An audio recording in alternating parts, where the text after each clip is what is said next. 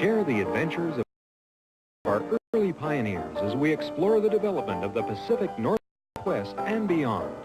With your host, Mike Roberts, and historian Bill Barlee.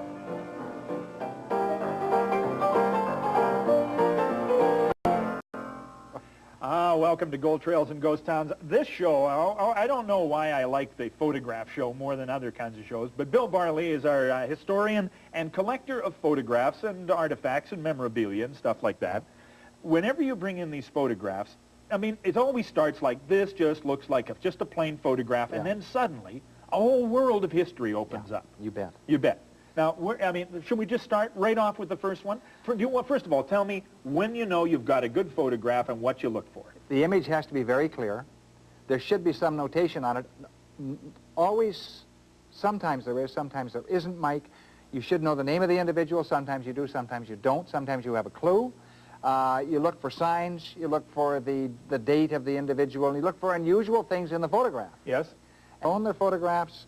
They should make sure that most of this should be in the archives. Eventually, my collection will probably go to the archives. Okay. For example, we have this great photograph of what looks like just a wonderful mansion, and I think to myself, oh, it must be Victoria, you know, one of the wealthy from Victoria. Yeah. Really, what is it about? Well, it's about one of my favorite Indian chiefs, a guy called Chief Dudaward, and Dudaward was in Port Simpson, which was originally Fort Simpson, way up there beyond Prince Rupert and kind of halfway between the Charlottes and Portland Canal in mining area. Now, he was a very wealthy man. He was an interpreter. He was a Tlingit chief. But where did he get his money? How did he build a house that size? We don't know. He called it Eagle House, and whether he's a member of the Eagle clan, I don't know. There's another story up there that says that he saw an eagle perching on the turret of the house, and that's why he called it Eagle House. His daughters married well. I mentioned it very briefly in one of the program. They married sternwheeler captains, when these were the princes of the rivers then. He was famous all through his life. Where did he get his money? I think he got his money probably from the Charlottes, from some of the gold in the Charlottes. I'm guessing this house was taken out of a book of houses, and that was the most expensive house, and he said, I'll take that one. Yeah, because I asked you, I said, with that sunburst just above the windows, I thought, was that a McClure or a Rattenbury? And you said, no, it came out of a catalog. That's right, it did. And there's a man standing on the lawn down in the front there. Do you think that's him? I would think so. Well, I would think so. Fascinating. Unfortunately, it burned. It is no longer in Port Simpson. Oh, that's terrible. Interesting, and to the average viewer, it would just be a big house somewhere, but it has mystery and intrigue associated with it. It launches me on a journey or a quest. I want to find out where he got all the money. That's all you need. Eh? Well, I'd like to have it. That's nice perfect. Story. Okay, picture number one. Now, if you happen to know where he got all his money, we'd gladly take the phone call. This one right here, it just looks like sort of one of the rattiest main streets, but this was the big copper city. This was the next butte in British Columbia. This was Phoenix. We discussed Phoenix in 2 other different programs over the last 10 years. And this is the main street of Upper Town in Phoenix. And it isn't that ratty, Mike, and I'll tell you why. Yeah? They had a brewery. They had, and this is an example. This is the Phoenix Brewery. And if you get one of their siphon bottles, they're worth about $500 or $600. Well, even finding just and it says a label. Phoenix Brewing Company, Phoenix, BC. That's right. Very important. Contains only malt and hops, absolutely pure. They have the same publicity, the same advertising as modern beer purveyors. And if you move your finger, you'll see Phoenix Brewing, Phoenix, BC. There's Phoenix Brewing in Victoria. There's also Phoenix Brewing in Phoenix, BC. That's very important. And Phoenix was quite wealthy. Yep. It had 2 railroads. It had an opera house that seated 1,000 people. It had an arena that seated 1,000 people. It has 2 jewelry stores right on the one side of the main street. Black is one, and Day, jeweler. Yeah, Day is one, and just up the street is Black's. And Boyle the druggist was right there too. Yeah, and Black is just beyond that. And what's that clock-like structure right on the middle there? That's the other jeweler. Always, that's right, that's Black. Stage office, the Bellevue Hotel. Yeah. And look at those kids wandering along that boardwalk. And kids loved a boardwalk, and they loved a mining town. I know I was brought up in one. And you, the boardwalk, harbored many a treasure for you. Sure did. Oh, sure did. We used to go into the boardwalks and pick up all sorts of silver coins, occasionally a gold coin. Yeah, that would be just the best treasure of all. They would look for the gold coins. So here we have a photograph taken when in Phoenix's history? 1910, maybe 1912. Well, that is just, that takes you back. Does it stimulate any particular quest for treasure story in your mind? Not that one. Not that one. But there are some that, as we go along, we'll... Okay. This is a fine-looking ship. Is this the Esquimalt, or is it in Esquimalt? This is the Esquimalt, in Esquimalt, and this was the British were showing their presence on the Pacific coast, mostly to the Americans, and so they brought this in, a 20-gun ship, and typical of the British ships of the line, 1860s, late 1860s, probably taken by Maynard. And lots of firepower. Oh, Just yeah, lots of keeping, firepower. make sure everybody stays to their side of the harbor. That everyone understood. Oh, good. The British, and a fine. Do we know anything about the photographer here? I think Maynard. Yeah? Yeah.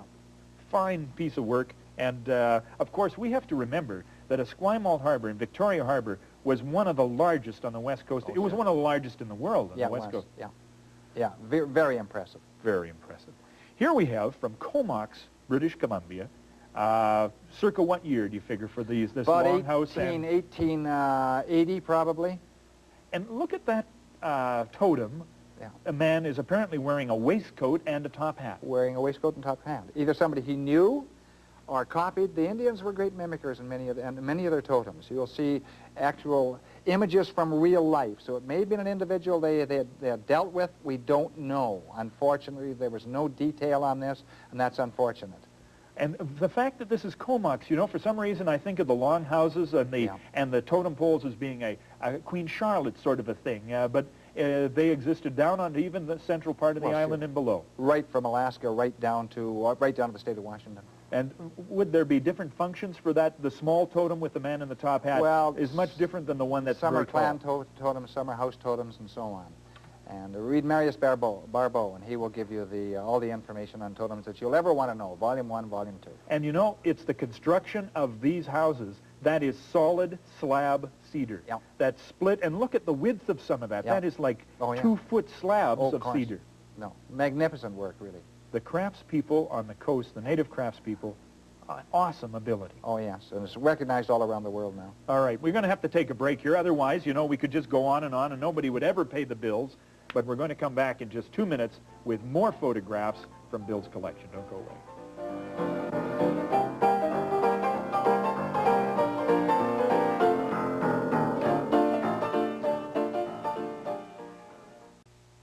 Welcome back to Gold Trails and Ghost Towns. Mike Roberts and Bill Barley with you, and today we're taking a look at some of Bill's favorite photographs, courtesy of the BC Archives and your own personal collection and other locations as well. This one is a mystery.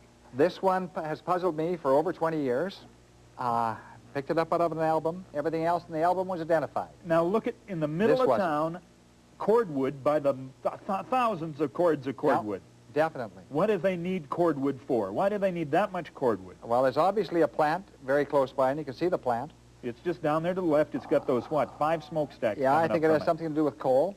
And just beyond it is another town very close by. Way down around the corner That's right. there. This individual who owned the album had been in Utah. All his identification was in British Columbia. He did not identify this town.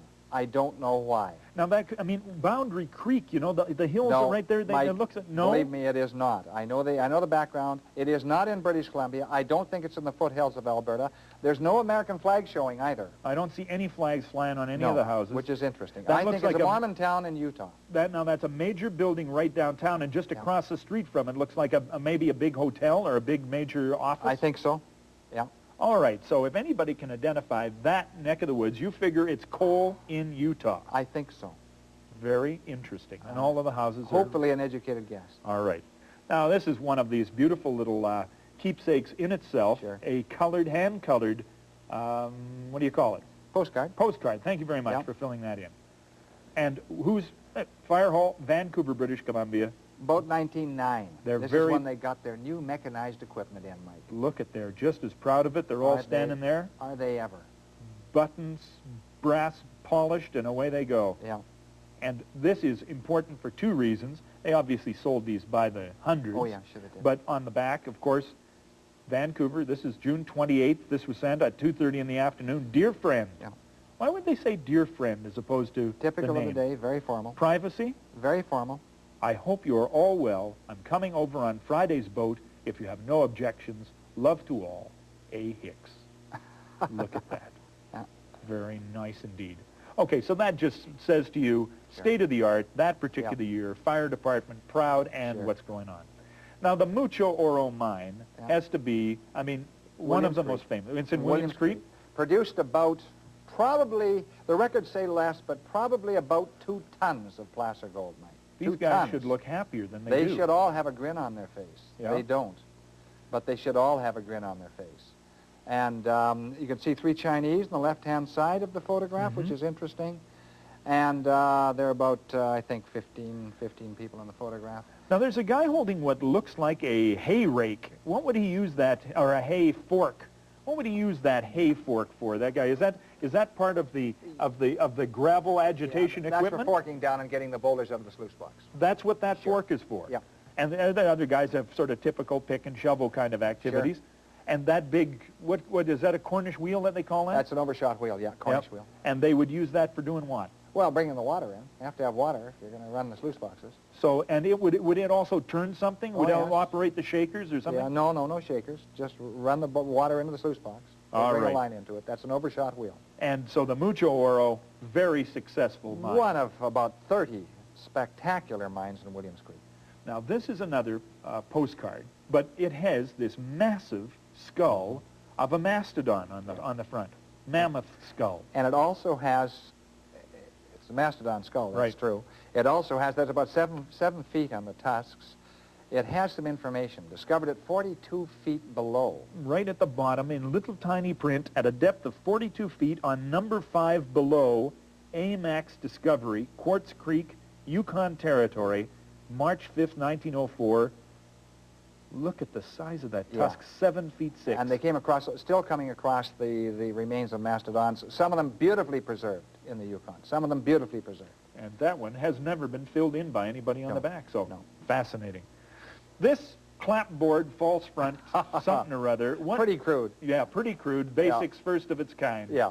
Well, it's built by a guy called Jim Bowes Is in he in Silverton. this shot anywhere? Yeah, I think he's with the horse. I'm not sure. I can't find a picture of Jim Bowes. I'd love to. He was a well-known character in the Slocan, and in fact, a man wrote him back about this photograph. A man in Nelson found the photograph, a guy called St. Dennis, and he wrote Bowes, who was in Vancouver at that time, and said, Bowes, can you identify any of these individuals? He wrote him a quarter of a century later.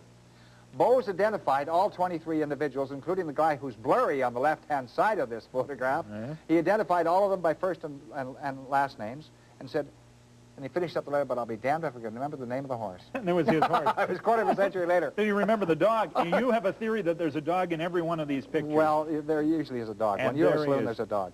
There he goes. So Yeah. Bowes was a great character, a gambler, I understand. He was a gambler and a very successful gambler, knew nothing about it, and would always just take a long shot and usually win. And he was an astonished guy. He came from the Slocan Valley right into Kelowna and established the Lakeview Hotel in Kelowna right next to where the Sternwheeler docked.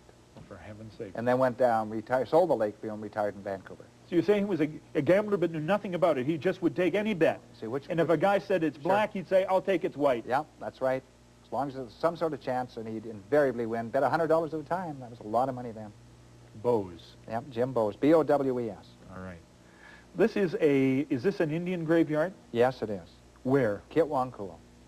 And typical of the graveyards in that Skeena River country, in fact, all the way along the coast in many instances, but mostly in the north coast.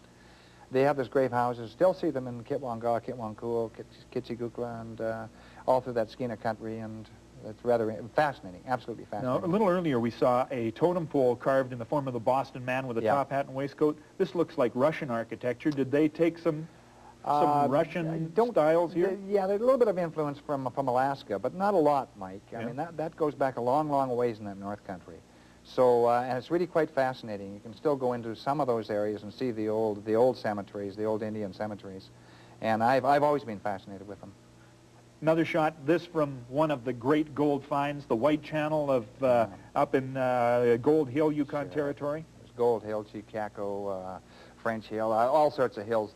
And that was where they were mining the White Channel, which was an old, ancient run of the original creeks, such as El Dorado and Bonanza and Quartz and all the rest of it. When they hit the White Channel, they hit gold in quantity. Some of these individuals we were making to the equivalent of an individual going out today and making $50,000 a day. Now, a school for mining could have taken this picture because Sure. it's got everything there. What is the smokestack on the right-hand side? You know what that is?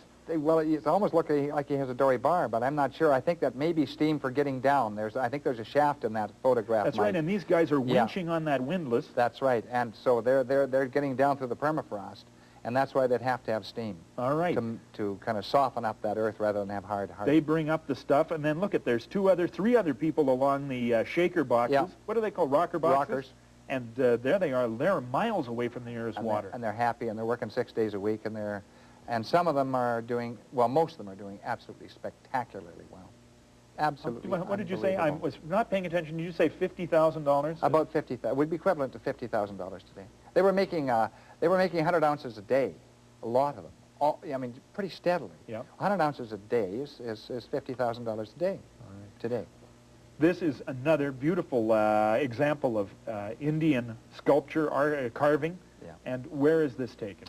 I think that's the Nimkish area on Vancouver Island, and I think it has a sign on it, Mike. And, Talan Company Glass, Nimkish Chief. Nimkish Chief. So he uses some white words there, and again, I think that's 1880s. It may be a little earlier, but it's probably Maynard, I think, and typical of the Indian villages of the time. And that's right down on the beach. You can see that's the gravel and the broken Sure. shells and stuff, Oh, yeah. and the logs up on the beach. Yeah. And look at that carving, just spectacular. Yeah. Interesting. Oh, I'm going to yes. take a break here. We're going to, because we're rapidly running out of time. But when we come back, some sternwheelers and other things as we take a look at our photo collection today.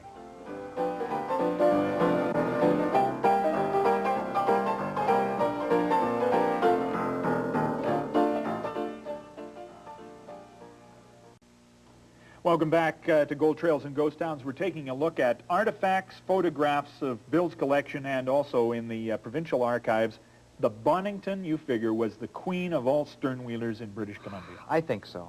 You can say the Nasukan might have been, or maybe the SS Sycamoose. I think the Bonington was by far the best. It was a magnificent ship and sailed through that West Kootenay country on the Arrows, and it had all the fittings. It really dwarfed the Sycamoose and the Nasukan, who were almost sister ships. Yeah.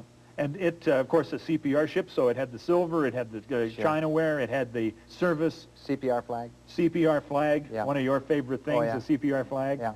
And there it is plying its route up the Arrow Lakes, Yeah. and looking very proud. Interesting postcard on the back, too, all written in another language to a Mr. Peter Bumowski.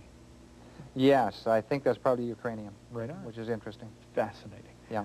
This is a photograph of a aboard ship. Would this also be in Esquimalt?